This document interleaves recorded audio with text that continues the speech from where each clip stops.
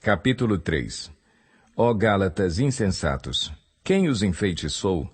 Não foi diante dos seus olhos que Jesus Cristo foi exposto como crucificado? Gostaria de saber apenas uma coisa. Foi pela prática da lei que vocês receberam o Espírito ou pela fé naquilo que ouviram? Será que vocês são tão insensatos que, tendo começado pelo Espírito, querem agora se aperfeiçoar pelo esforço próprio? Será que foi inútil sofrerem tantas coisas, se é que foi inútil? Aquele que lhes dá o seu Espírito e opera milagres entre vocês, realiza essas coisas pela prática da lei ou pela fé com a qual receberam a palavra? Considerem o exemplo de Abraão. Ele creu em Deus e isso lhe foi creditado como justiça. Estejam certos, portanto, de que os que são da fé, estes é que são filhos de Abraão. Prevendo a Escritura que Deus justificaria os gentios pela fé, anunciou primeiro as boas novas a Abraão. Por meio de você, todas as nações serão abençoadas. Assim, os que são da fé são abençoados junto com Abraão, homem de fé. Já os que se apoiam na prática da lei estão debaixo de maldição, pois está escrito: maldito todo aquele que não persiste em praticar todas as coisas escritas no livro da lei. É evidente que, diante de Deus, ninguém é justificado pela lei, pois o justo viverá pela fé. A lei não é baseada na fé. Ao contrário, quem praticar estas coisas, por elas viverá.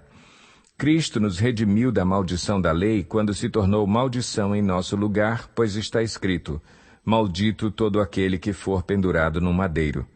Isso para que em Cristo Jesus a bênção de Abraão chegasse também aos gentios, para que recebêssemos a promessa do Espírito mediante a fé.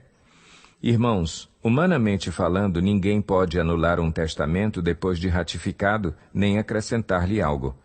Assim também as promessas foram feitas a Abraão e ao seu descendente. A Escritura não diz "e aos seus descendentes", como se falando de muitos, mas "ao seu descendente", dando a entender que se trata de um só, isto é, Cristo.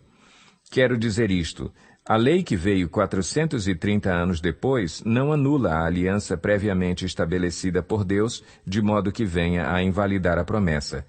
Pois se a herança depende da lei, já não depende de promessa.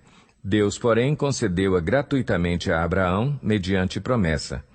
Qual era então o propósito da lei? Foi acrescentada por causa das transgressões, até que viesse o descendente a quem se referia a promessa, e foi promulgada por meio de anjos, pela mão de um mediador. Contudo, o mediador representa mais de um. Deus, porém, é um. Então, a lei opõe-se às promessas de Deus? De maneira nenhuma. Pois se tivesse sido dada uma lei que pudesse conceder vida, certamente a justiça viria da lei. Mas a Escritura encerrou tudo debaixo do pecado, a fim de que a promessa que é pela fé em Jesus Cristo fosse dada aos que creem. Antes que viesse essa fé, estávamos sob a custódia da lei, nela encerrados até que a fé que haveria de vir fosse revelada. Assim a lei foi o nosso tutor até Cristo, para que fôssemos justificados pela fé. Agora, porém, tendo chegado à fé, já não estamos mais sob o controle do tutor. Todos vocês são filhos de Deus mediante a fé em Cristo Jesus, pois os que em Cristo foram batizados, de Cristo se revestiram.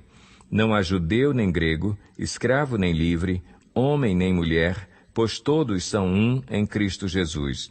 E se vocês são de Cristo, são descendência de Abraão e herdeiros segundo a promessa.